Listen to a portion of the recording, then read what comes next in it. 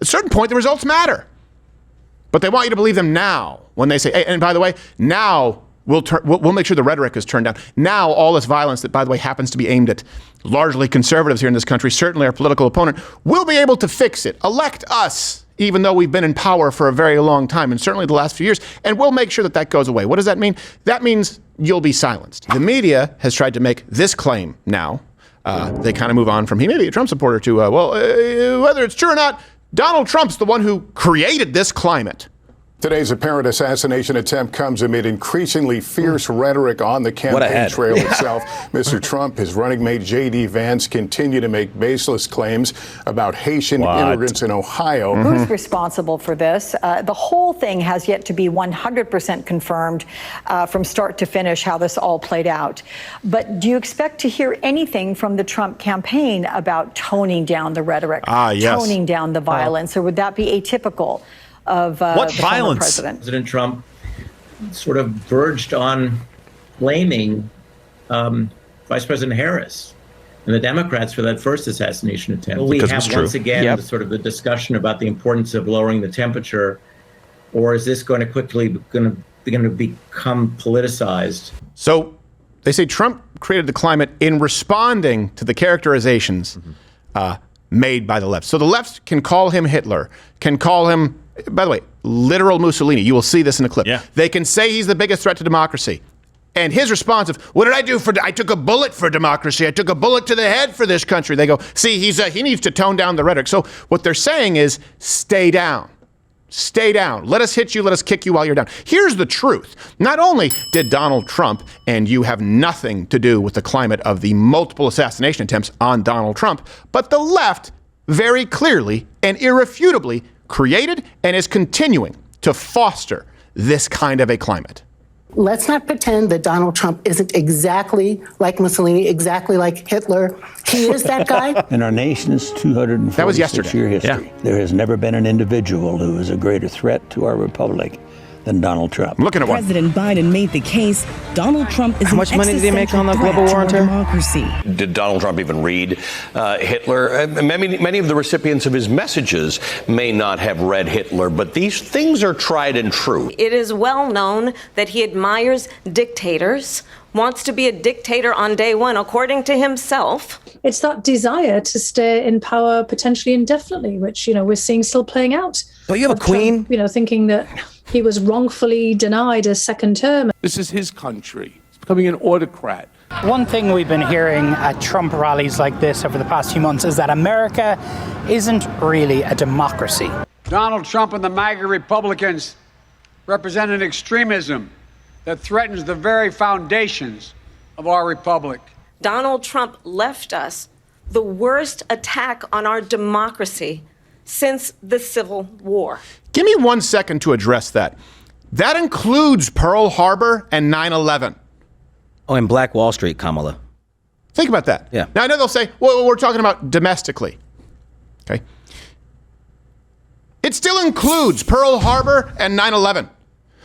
The worst attack on our democracy, January 6th, where one person was shot and it was one of the alleged attackers. I'll tell you this, there have been more attacks on our that were far worse.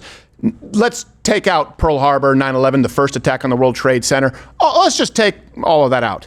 How about just a couple months before when they burned down a church across from the White House because they were trying to break down the barricades to get into the White House and kill Donald Trump? A greater attack on our democracy? Hey, more victims were actually shot as far as defending when Donald Trump was shot and Coppertor was killed at a rally. That's a greater attack on democracy. Hey, how about the thousands of casualties and billions of dollars in damages with Black Lives Matter, who said, by the way, we need to destroy the United States as it exists and destroy the nuclear family. How about when Antifa took over city blocks and shot a man in the head in Portland saying, we got a Trump vote over here? Hey, maybe a greater attack on democracy. Let me just give you one example.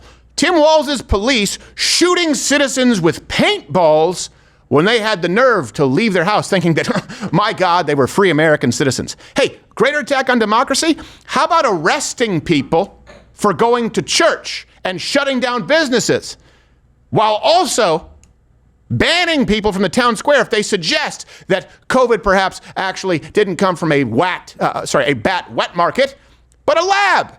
That, by the way, Kamala Harris all but admitted at the recent debate. Greatest attack on democracy? It's not even the greatest attack on democracy in the last 2 years, 1 year.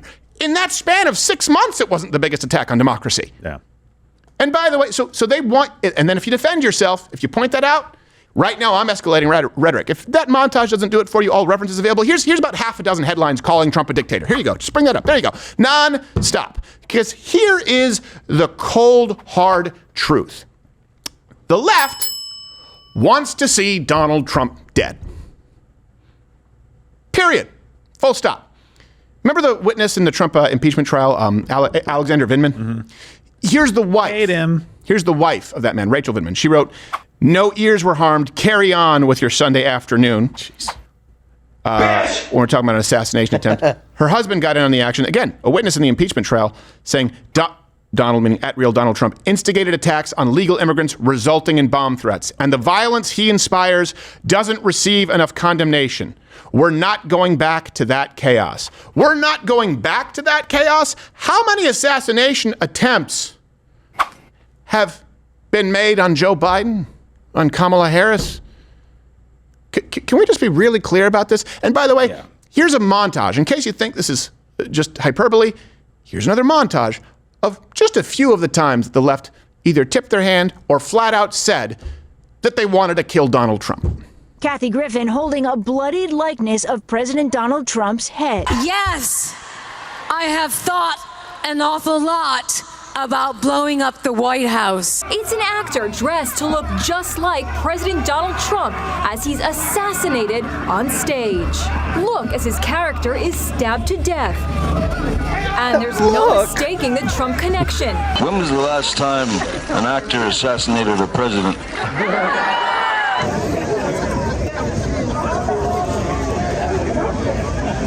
If you had to be stuck in an elevator with either President Trump, Mike Pence, or Jeff Sessions, who would it be? Does one of us have to come out alive? Now, suicide's not funny. No, sometimes. Now, if that existed in a vacuum, I wouldn't really care. It's a joke. The issue is when they say these types of things nonstop, and then you say, we need to have a border or a wall. And they say that your rhetoric, policy proposals, lead to more violence than their words and their actions.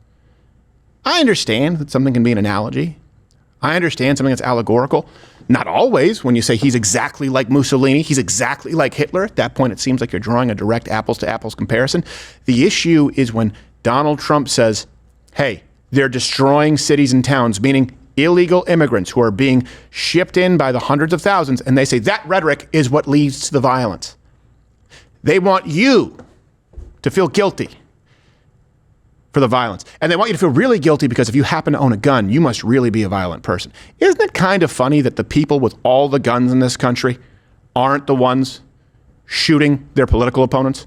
Let's take mass shooters out of the equation. And even then, most of them tend to be radical leftists and on mind-altering drugs. But just as it relates to trying to assassinate political opponents, wouldn't you think you'd have one or two? Wouldn't you think that if Donald Trump's rhetoric is so violent and such a call to violence, you would have at least 1, 2, 3, certainly more of his followers trying to actively assassinate political opponents than the reverse, which is what we see. It certainly makes more sense, especially when they say something like, oh, especially after following the rhetoric about the fake story about eating pets, but the Haitians. You would think that somebody would be targeting Haitians. You would think that someone, yeah. You'd think that people would be targeting all these government. No one. When people say Donald Trump's rhetoric. Okay, so it's Donald Trump's rhetoric that has led to him, being the target of assassination. But his rhetoric hasn't led to the attempted assassination of Kamala or Joe Biden. All right. Here's another claim. Basically, they're basically just saying, don't say it, Trump. Right. Or we will. Yeah, don't speak. Yeah, you're walking right into this. Yeah. We're going to kill you if you say it. Yep. Don't speak. Election interference yet? The claim they make is that because now the problem that they want you to believe Donald Trump has created, well, they can solve it. If we give Democrats power, all of this violence, it'll stop. Why would we normalize that type of backward leadership? Doing so only demeans and cheapens our politics. It only serves to further discourage good, big-hearted people from wanting to get involved at all. America, our parents taught us better than that, and we deserve so much better than that. That's why we must do everything in our power to elect 2 of those good, big-hearted people. There is no other choice than Kamala Harris and Tim Walz. No other choice.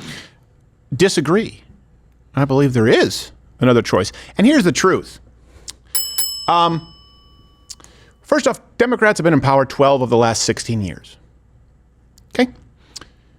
And this party that we see today is definitely the byproduct of the Barack Obama Democrat Party. For those who weren't around when the Tea Party existed protesting him, this was a guy who basically proposed massive spending bills that were unseen before this, of course, was supporting socialized healthcare. This was as close to a modern leftist as we'd really had as a president, saying the quiet part out loud. And a lot of people, because he's personable, they say, I think he was more. No. What you're seeing now is the fallout of Barack Obama, that administration. And there was a period of time where a lot of people were arguing that Barack Obama was racist. And you were called a racist if you said that. Now, let me say this. Not only as it relates to violence, but since we now accept the premise that this is the byproduct, this is Barack Obama's Democrat Party, and they will be the ones to tone down the violence. Okay, it was wrong to accuse him of being a racist. Let's say that Barack Obama was not a racist.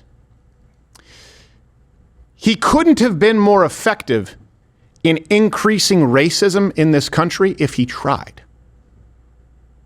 In other words, if he's not a racist, his rhetoric was so racist that the statistics reflect our country became more racist. Let me give you some numbers here. We make the references available.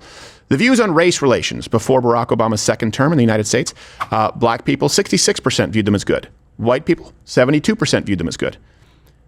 After Barack Obama left office, that number went down to 49% for black Americans and 55% for white Americans. So let me be clear. Progress that had been made from the 1960s and certainly 70s all the way up to 2008 to get that number to an overwhelming majority of black Americans who say, okay, our relations are actually pretty good right now, and an overwhelming of white Americans to say, you know what, I think we're pretty good right now. It took 8 years to wipe it out.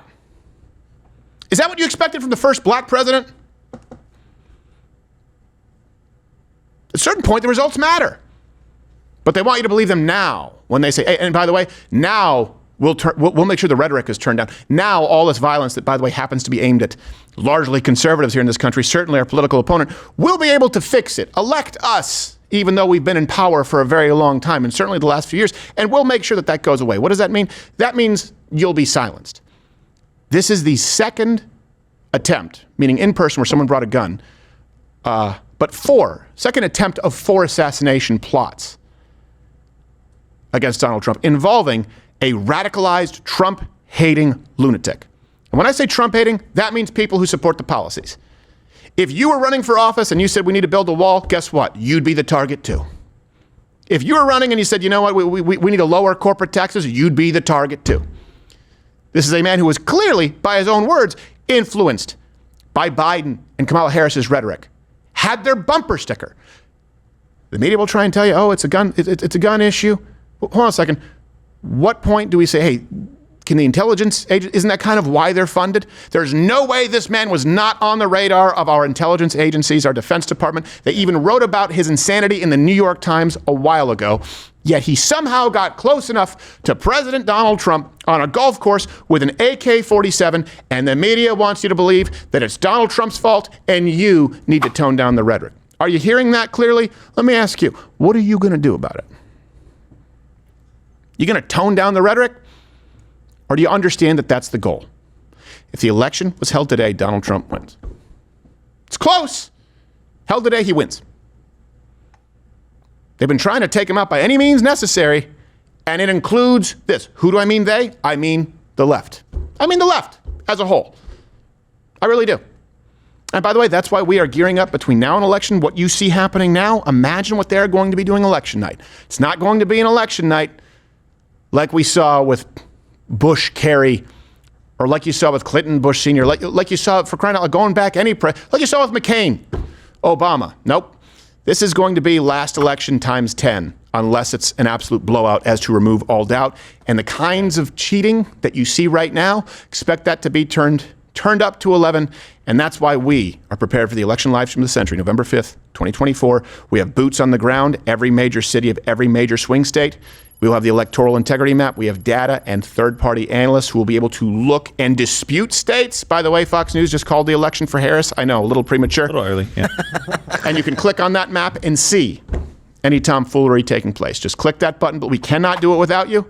We still need quite a few more Mug Club members to make all this happen in the way that you deserve. It's $89 annually. You can go Mugless for $9 a month between now and election if you want to do that.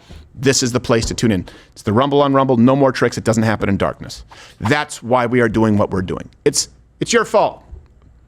It's your fault that Donald Trump would be dead several times over these assassination plots. Hey, if you like this video, you want to see more, you can hit the notification bell to know when more videos are up, or just watch weekdays at 10 a.m. Eastern. We live stream. It's actually live where we interact with you. And we are so happy to be here with you because it's a known fact that content creators online are the happiest among us.